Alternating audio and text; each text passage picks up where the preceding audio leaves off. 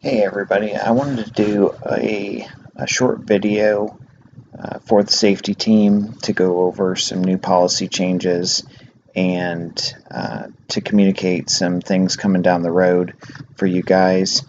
I thought it might be a little bit easier putting it in a quick video and going over a few things versus trying to schedule and coordinate a meeting. I know everybody's busy, and in the next 2 months we're busy with different outreach events and activities at fellowship. So it seemed to make more sense to me to just do a little video and explain some of the things that I'd like to see us work towards at the end of the year or by the end of the year, and where we're going the beginning of next year.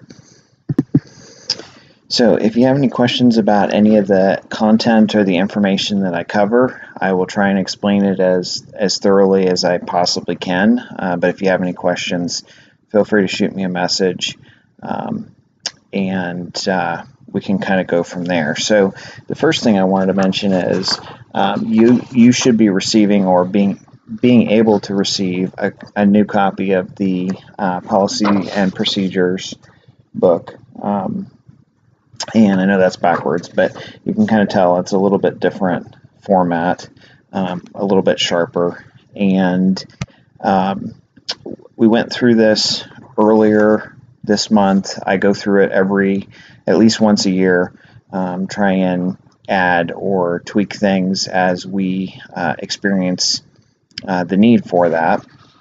But in this particular situation, I went through, completely redid the format, and the reason for that is because it's much more helpful of a manual to be able to reference things quickly. One of the biggest comments or opportunities that I had in the last manual that we did was that it wasn't as easy to go through and find things on spur of the moment if we needed a reference in an emergency or very quickly. So by changing the format, it kind of allowed us to do that, to make it more like a manual and a book format, and just cleaned it up quite a bit and made it look a little bit more professional. So on the first page, you'll actually see now, when you open that book, you'll actually see that there's 3 chapters in appendix, and each one of those chapters is broken down by emergency response, equipment, and then safety team ministry guidelines. So if you have questions about a specific instance or incident, you can very quickly find the page, look it up, and get that the response bullet pointed and kind of see what the policy is on handling that sort of thing. And then on the third page, I'm not going to go through the entire book, but on the third page, it actually shows the most recent updates. So every time I update this, or someone updates it, there's a revision page that you can very quickly look at it and say, okay, this is what was changed from the last one. So that's a little bit different from the last policy book handbook that we had. But I want to cover three changes that we added this time. Real simple, real straightforward, but I wanted to touch base on those with you guys because I felt that it was kind of important. And what I will do is probably in the next week or so, I will try and send this PDF out to you because just like the last one, there's a page in the end in the appendix that I need you to read through, sign, and print, and then turn that into me so that I can turn it into the church and we have a record of everything. So my goal is to try and get everybody's page turned in by Thanksgiving. That gives us about 4 or 5 weeks, but that would be helpful with your cooperation on that. So going through the revisions real quick, like I said before, there's 3 things I wanted to, or that we changed this year.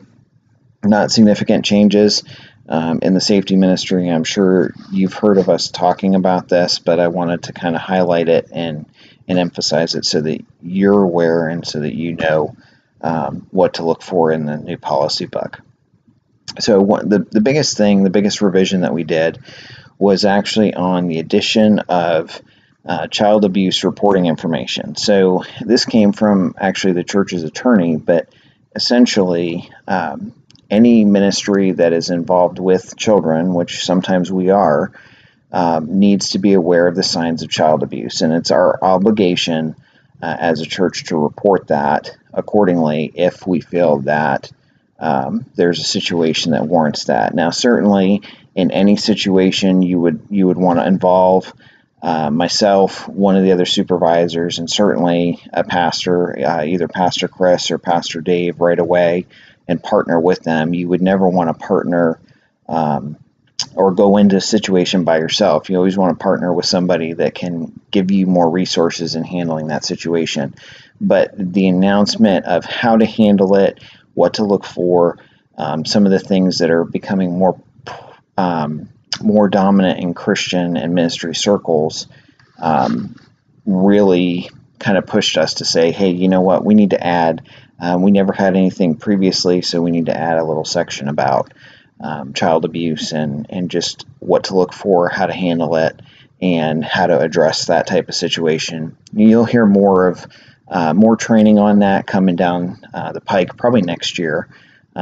We will get into that, and we will talk about child abuse and what we do with that information and how we handle that. The second probably significant change is just addressing the policy of disturbances in the sanctuary. And that's a big thing that we've talked about over the last year. We've added 4 or 5 panic buttons now throughout that section of the church. Very easy to communicate if there's an emergency. But from the policy standpoint, this is one thing that, and I expressed this to Pastor Chris and he agreed with me, but this is one thing that next year I would really like to hit on with training. We have the resources of having ushers and other folks that help out, and we really need to partner more with them if there was an instance where there was a disturbance in the sanctuary. So this gives some guidance to that, to how we would handle that, which isn't really any different than what we've practiced ourselves and what we've had to do on occasion. But in the policy book, there's actually a section now that says, hey, this is what we do, for someone that might not be as familiar with how we would typically handle it. Furthermore on that, next year we're also looking at, and I've mentioned it several times, Bob Meter has agreed to come in and actually help us train in de-escalation and addressing some of those concerns that might impact directly the sanctuary when a service is going on. So I would say look for that next year as well. That's going to be a big emphasis for us. And then finally, the third and final revision that I have listed here is actually on the guidance on the CCW policy for the church. And we've kind of gone over that. Some of the wording was changed a little bit, not anything significant, but the biggest thing added and adjusted with that policy was that we want to make sure that if you are going to carry a firearm and you have permission to do that in the church, that you actually do it safely and in a safe manner. And the two instances or two major methods that come up from that is one, if you're going to carry a firearm and you've gone through the training and you have the permission, the church's permission to do that, you need to make sure that you're carrying the firearm in a safe manner. Okay, safe manner meaning it needs to be secured in a well-established holster on your person without any potential for a mishap to occur because the holster was not made well or maybe less of quality. How you carry it, you need to be concerned and considerate of that. And we've talked about this previously. The type of holster that you use is a big deal as far as securing the firearm on your person and ensuring that no unauthorized individuals can access it. Second piece of that is the type of ammunition you use. And we've discussed this in many trainings before, but again, adding to the policy so we can train from the policy instead of vice versa. Part of the concern with ammunition is that it needs to be a self-defense round, or it needs to be a frangible type cartridge or round of ammunition. What's the big deal? What's the difference? Well, that ammunition is designed to have more impact on the first thing it hits. And because of that, there's less potential for collateral damage anywhere else. Okay, so whether it's in your home, in the church, anywhere else, you're responsible for where you shoot. And if you were in a life and death situation and you were protecting yourself or defending yourself and you shot at someone, and heaven forbid it went through that person and ricocheted and hit someone else or did something other damage, you would be responsible for that. And so sometimes in closer quarters in the church and in your home, again, this is just an admonishment that if you're watching this, you've probably heard us go over it before, but you really need to have the type of ammo in your firearm that you're carrying that affords the ability to reduce the collateral damage from them. So if you have any questions about the ramifications of that, what that means, oh my goodness, do I have to go out and buy a new firearm? No, you don't, okay? You might have to change the type of ammo that you use in your firearm. But if you have any questions about that, there's several folks that would be more than happy to help you with that or help you with the holster thing. I'd be happy to spend some time with you and explain the scientific ramifications. I'm not going to go over that because this is just a short video talking about policy. But, you can feel free to grab, John Sayre anytime, Jamie Martin, Brian Ritter, Steve Sonato. I mean, any one of those guys would be happy to communicate what we've talked about before. And if you were able to come out to the last firearm training that we did at John Sayre's house, that was really beneficial and helpful for everybody. We covered it there as well, that it just makes more sense to be using the correct tools for the correct situation. And in that case, we want to be good stewards of the resources, but at the same time, we want to make sure that we're not potentially causing collateral damage in a situation that, we're doing the best that we can to protect ourselves and, possibly in a church or home related situation, someone else. So just a few information, tidbits and changes and whatnot. As far as everything else goes, really, again, those were the three main things from the policy that we changed, that we addressed. Two other things that I wanted to mention real quick, and I will be done, and I'll post this video so you guys can take a look at it and give me your feedback. But two other things. One, we are doing the teen safety team ministry. We're adding that. That's been a pretty significant success, so I appreciate those of you that are assisting with that. We are getting a few new folks in. So again, and in that demographic of folks that we're trying to train and bring in are younger.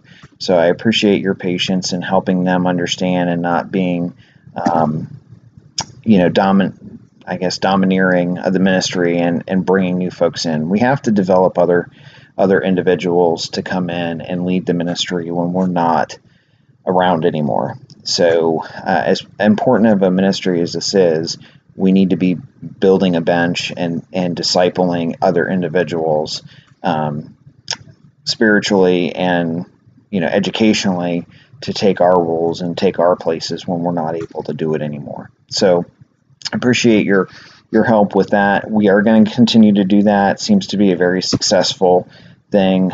We've had a lot of continued interest from the teen department and from the Emerge group. And so I'm really looking forward to working with some of the younger folks in that. And then finally, the last thing that I want to mention is we are going to be doing a Christmas party, and we're still trying to pick out the date. I'm thinking maybe the first week in December, and that'll be a safety team thing. And I'm looking for suggestions of what you guys would like to do. I'm thinking just a quick get together, maybe at one of the local restaurants, maybe Olive Branch or something like that, for all the safety folks, and just have a time of fellowship and a spiritual refreshment. And you know what? We'll end out the year on that high note. So moving forward into next year, I am looking at a training schedule and trying to put some of that together with Pastor Chris. And I think we're going to be trying to do a lot more training with certainly First Impressions, the First Impressions team, and working more hand in hand with other ministries like that at Fellowship. And I'm real thankful that we get to do that, and we get to support other ministries as well. So hopefully try to keep this video down to 15 minutes. Hopefully it wasn't too boring for you. I'm going to have these policies and procedures. Like I said, I'm going to try and email them to you through Planning Center, but we will have a couple of copies here and there in the safety office and whatnot for you to take a look at that, to just brush up on the information. And if you have any questions or concerns about that, feel free to contact me and let me know. And I look forward to talking to you guys about it. Thanks for watching, and have a great rest of your week.